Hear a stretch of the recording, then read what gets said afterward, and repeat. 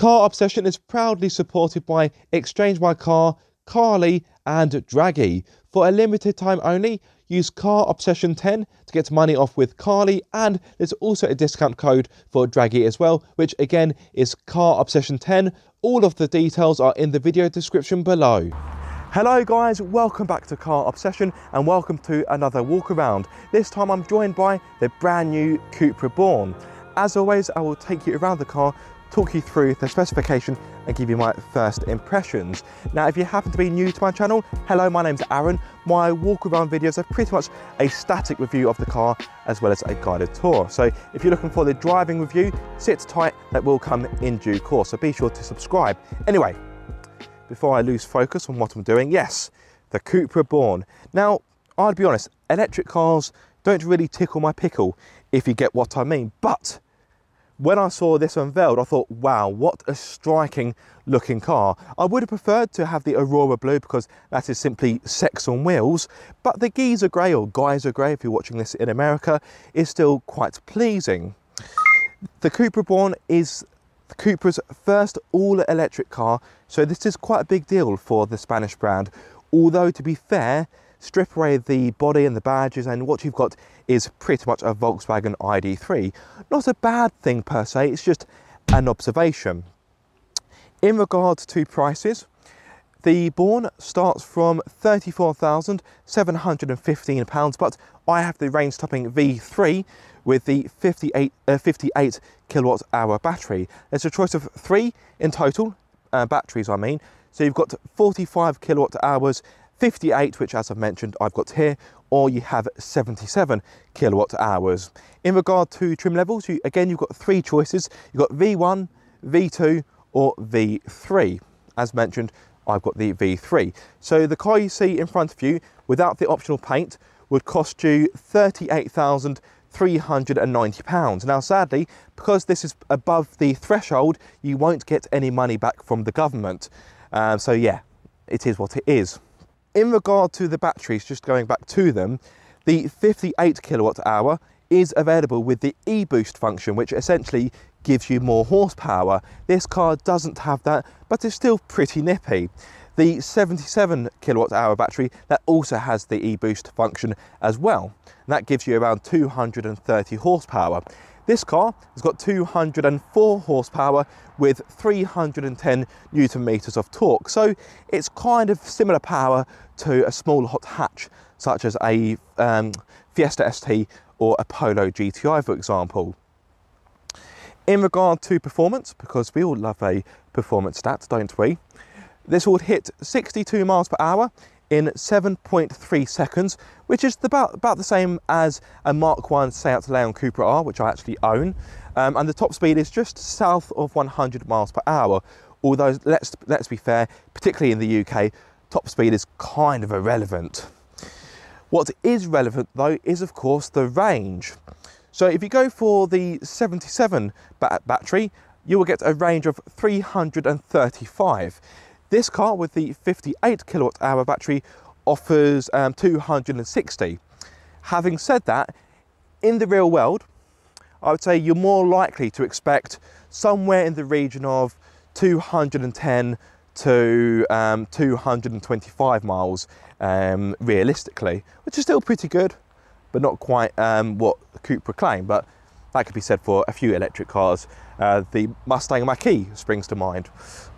So, in regards to charging times, you can get this from 0% to 100% in 9 hours 15 if you use a 7.4 kilowatt charger. But if you use an 11 kilowatt AC charger, you can take 3 hours off that time. So in case you're not very good at maths, that's 6 hours, 15 minutes. You're welcome. That sounded really passive aggressive. It didn't mean to, I promise. If you use, I think it's a 135 kilowatt charger, you can get this from 5% to 80% in just 35 minutes. Better still, if you use the same charger, you can get 62 miles in just 7 minutes. So let's say you're caught short and you need a bit of extra juice to get you over the finish line. You can pop by in a services, Granted, you have to make sure they've got the right charger, but you can have a quick toilet break, grab a coffee, something to eat, and then before you know it, you've got an extra 62 miles at your disposal. So yes, so Cupra is trying to make the electric car easier to live with. Anyway, I've walked around this car many times now, you're probably getting dizzy, so let me change the dynamic somewhat and take you inside the car. Now, to my knowledge, this hasn't got keyless entry, which I do find disappointing, but I've got the key here. By the way, what a sexy key, look at that. It's all glossy and very nice. I wouldn't like to drop it, mind you, because it would scuff like no one's business, but look at that. A very stylish key, I love it. Right, open it up like so. And we're in, which is just as well because the wind has just picked up. The wind has just closed the door on me. In fact, let me actually get inside the car because, yes, the wind has really just picked up all of a sudden. The inside is a nice place to be. It is very minimalistic. It is dominated by this 12-inch touchscreen. Now, as I mentioned, this car is based on the Volkswagen ID3, but the ID3 has to make do with 10 inches. In the Cupra Born, you get an extra 2 inches, and that counts. Yes, moving on, before I make any innuendos. I think it's too late for that. Moving on. Yes, you get 12 inches at your disposal, and the touchscreen is beautiful to look at. I love the Seat/Cupra touchscreens, but they're not the most intuitive to use. It's quite a haphazard functionality, and yeah, it's not as intuitive as I would like. In front of me, I have a mini display, which is 5.3 inches, if I'm not mistaken, and it actually moves with the steering wheel. So if I do that, you can see that, yes, it moves with it. Now, the ergonomics in here are a little bit skew with. For example, if I bring the camera back to what I see when I'm driving, as you can see, the steering wheel cuts off the view for the, well, not the gear selector, but you know what I mean. By the way, this is very reminiscent of the BMW i3. I got into the car, thought, this seems a bit familiar, but yeah. As I say, when you're driving, you can't really see it. Now, once you've driven this a while, you know that that's, pushing it forward as drive and bringing it back as reverse. It's pretty easy to use. So, to be fair, you don't really need to see it, but yeah, a little bit annoying. Also, as with many of the Volkswagen Automotive Group cars nowadays, the buttons on the steering wheel are touch sensitive, and oh, this really gets my goat. Cupra, what is wrong with just standard buttons? I don't know why the Volkswagen Automotive Group are trying to reinvent the wheel, because these don't work very well, and it's quite easy to accidentally activate them when you're driving. Because if you're driving like that, the kind of palm of your thumb is going to hit the volume controls, and when you do want to hit the volume controls, again, they're not the most intuitive to use. So yeah, I get you're trying to be clever, futuristic, but some things are just better left untouched. Yeah, anyway, I could rant on ages about that. Another thing which I find a little bit confusing and annoying are the switches for the rear windows. So as you can see, you've only got 2 buttons, so you may think, hang on a minute, don't tell me the rear windows are keep fit. No, you do get electric windows in the rear, but I need to turn on the ignition. But to activate them, so for example, if I do that, you can see that's for my window. If you want to activate the rear windows, you have to hit this where it says rear. And it lights up. You can kind of hear the actuators doing their thing. And it lights up amber, so you know that the rear, not rear lights, the rear windows now operated. So if I hit that. Oh, ha! That made me look silly. It timed out. There we go. So as you can see, it now operates the rear windows. Now, call me old-fashioned, but I just think this is just asking to go wrong. I don't know why Cupra has thought this would be a good idea. Again, it's trying to fix a problem that doesn't exist.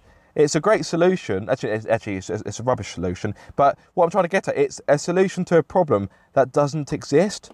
Are they trying to save space? I don't know. Are they trying to save buttons? Are they trying to save the world by not using as much plastic? I don't know. Actually, I want to keep it open. It's quite warm in here. But yeah. Anyway, that's enough time spent ranting about the buttons.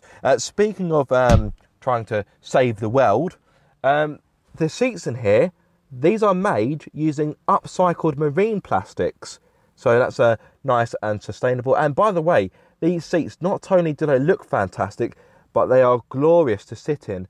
They're comfortable, and because they're Alcantara, they grip you in place when you're really going through the corners. So I like the seats, and they come with a massage function for both the driver and the front passenger, which is awesome. The only thing I will say from a more critical point of view, let me turn you guys around. What I would say is that, there goes my phone, I would say they're set a bit too high. This is billed as a kind of electric hot hatch, and I feel like I'm sat on the car, not in it. Now, granted, below me, I've got all the batteries. The batteries are positioned between the front and rear axle, so I'm pretty much sitting on top of the batteries, and that will, of course, raise the seats up. But this is meant to be a performance hatchback, therefore I want to sit low in the car, I want to hunker down, and I want to drive so low that my bum is almost kissing the tarmac. But in this, it almost feels like a crossover in regard to the seating position. Now, getting a comfortable driving setup is very easy. These seats are electronically adjustable, and if I turn you guys around once more, you will see the steering wheel has got pretty good adjustment. So I've got no complaints there. Maybe the steering wheel could come out a bit further, but that's me being really, really critical. So it is easy to get a comfortable driving setup. I would just like to be sat a little bit lower. But yes, on the whole, the inside is a nice place to be. You've got nice copper detailing to remind you that you're in a Cupra and not just a Seat or another Volkswagen Automotive Group car. Again, you've got the copper badge and a kind of faux carbon fibre effect on the steering wheel. I do like the interior. I just wish it was a bit more user-friendly and a bit less, I'm not going to say gimmicky, just, like I say, things like that. It's like, why? There's no need to muck about with something that works perfectly fine. And like I say, I just think that's bound to go wrong at some point. But anyway, I'm going to go into a rant again. Now, in regard to practicality, that is very, very good. Let me just retrieve my phone. The door bins, as you can see, they can swallow up a 1 litre bottle with no problems. And I've also got space left over. In fact, I've got my sound meter in there. So yes, that is impressive. In the middle, you've got 2 cup holders and another area where you can just pop some loose, smaller items. But if you want to have a more minimalist look in the cabin, you can just close that, and all of a sudden all your tat is just is hidden away. You do have a centre armrest, which is comfortable. It is adjustable to a degree, so you can slide it backwards and forwards like so, but you can lift it up, but it doesn't lock into place. So as soon as you do that, your arm just goes down. You know, the weight of your arm makes it go down, which is disappointing, because it would be nice to, for me, and I suppose for many people, that is too low. I would like it to be, I'd say, probably about there, but like I say, as soon as you put your arm on it, it just goes down, so that is a bit annoying. Under here, you do have a good amount of storage. It is quite deep in there. You've got a wireless phone charging pad, which in this car, I must admit, doesn't work. And you've got 2 USB Type-C ports as well. I've also got this. I'm very tempted to keep this. I won't Cupra, but I like that it's got the Cupra branding on it, if it focuses, which, there we go. And it's yeah, it's a really smart looking cable. I am very tempted to keep this and pretend it never came with the car, but I wouldn't do that at Cupra. I'm not that dishonest. So yes, you've got 2 USB Type-C ports in there. Now the glove box is pitiful. It reminds me of the PSA group cars, whereby when they move the steering wheel from the left side of the car to the right hand side, they don't move the fuse box. Therefore, you get a tiny glove box, and this is exactly the same kind of thing. Look at that. Cupra, I know it's called a glove box because that's where you keep your gloves, but I would like to keep more items in here. Yeah, that's a very disappointing glove box, I must admit. So Cupra, no, that's a thumbs down from me. The rest of the practicality, I like. Apart from that, I would like that to be more adjustable. But the glove box, that is rubbish, Cupra, I have to be honest. Right, let me step out the car. Actually, one thing I really like about this car, let me just turn... Oh, just by the way, this kind of annoys me. It says engine. It hasn't got an engine.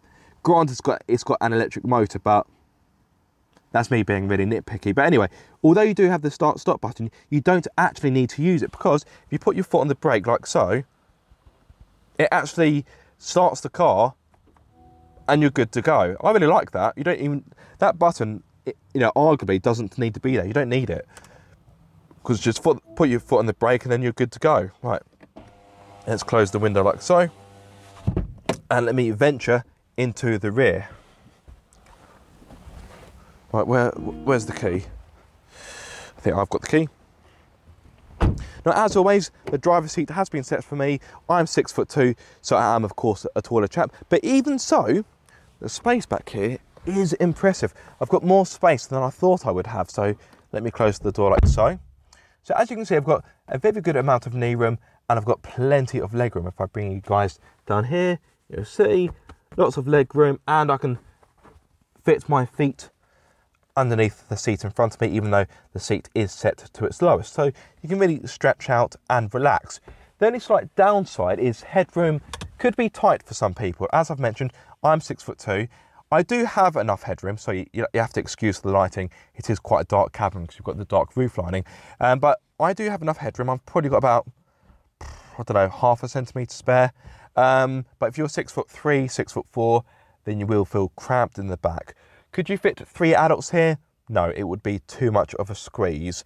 As you can see, I've got a child seat fitted for my daughter. I didn't fit it, but Mrs. Car Obsession said that fitting a child seat in this was very easy, because it fits the shape of the rear seats very well, and you've got enough space to work with. And the doors open fairly wide, not quite 90 degrees, but yeah, they're open wide enough, and Mrs. Car Obsession, like I say, had no problem putting the child seat in.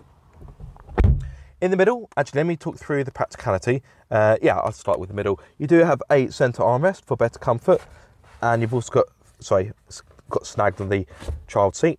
You do have 3 cup holders in there as well. You've also got a feed-through hatch as well, so if you want to load longer items such as skis or bits of wood or anything long, you can do so. I like that. Well done, Cupra. You've got pockets in the back of the front seats. Two more USB Type-C ports down there, and a door bin which is able to swallow up the same 1 litre bottle that I showed you earlier. One thing I forgot to mention actually, which for some of you may be quite crucial, the front seat as standard does come with ISOFIX points, so for some of you that may be a big selling point. The back of course has ISOFIX points as well, although this particular child seat doesn't use them. Right, oh, another thing, the floor is pretty much flat, so if you do need to have someone sat in the middle, at least I won't have a nasty transmission tunnel to navigate, so that is good. Into the boot. Now, as always, it's filled with my filming crap. I will cut to a clip where the boot is a little bit emptier. So the boot is pretty good. It offers 385 litres, which is 5 more compared to a Cupra Leon. Now, you can, of course, get more space by folding down the 60/40 rear seats. That capacity, I must admit, I don't know off the top of my head, but hopefully you will see it as a subtitle. Now, there is quite a load lip into the car. So if you've got bigger, heavier bags or just stuff in general, you may find it to be a bit of a faff. But as you can see, you do have this ledge here. As an option, which is quite annoying, that's not standard, as an option you can get like a false floor, so you can make it more adjustable. You've got hooks in the back where you can pop shopping bags onto, there we go, and you've also got a 12-volt socket as well. Right, there we go, that's the boot, pretty straightforward. Pretty good actually, I'm quite impressed by the capacity. Now, one thing I do want to get off my chest, another thing that's not standard, which is disappointing, is the adaptive dampers, or what Volkswagen Automotive Group called the dynamic chassis control. Normally with, for example, the Cupra Formentor, that had the DCC as standard, but even though this is a range-topping car, you have to pay extra to get that, which I think is just tight-fisted Cupra. Now, the ride in this, the low-speed ride is quite firm and quite jiggly, but to be honest, when you get it up to speed, it's better than you may think. I don't think I've mentioned it. So you've got the alloys, which I think look pretty snazzy. Now, these are 20 inches. I'm sorry, but a car of this size, bearing in mind it's a similar kind of size to a Cupra Leon, 20 inches just seems like overkill. I actually put a poll on my Instagram, and believe it or not, the majority of my followers said that 20 inches isn't overkill. Although I would argue on a car like this, of this size, it is. But that's merely my opinion. Let me know what you think, guys. Do you think 20 inches is too large for a car like this? It'd be great to get your thoughts. So yeah, I know this has been quite a long video, but it's been quite a lot to go through. Of course, I spent quite some time moaning about the interior features. A few things I didn't mention in regards to the specification. I've got a front and rear parking sensors, reversing camera, Bluetooth, smartphone connectivity, navigation. I've also got heated front seats, heated steering wheel, climate control, and the massage function for the seats as well. So this has got plenty of kit, but I do think there are some things which should have been standard, which are optional, which I don't really agree with. Anyway, there will of course be a full review coming, so be sure to look out for that. If you've got any questions or queries in the meantime, please be sure to get in touch with me. I will get back to you as quickly as I can and to the best of my ability. But yes, there we go, the Cupra Born. What do you think of it, guys? I'd love to hear your thoughts. But I think I'm out of time. I was arguably out of time probably about 5 minutes ago, because I've been waffling on for quite some time. But if you are still watching, I commend you. Thank you. So if you have found this video useful or helpful, be sure to like, comment and subscribe. If you are subscribed, don't forget to click the bell icon so you get notified every time I make a video. But until the next time, guys, be sure to keep up the car obsession.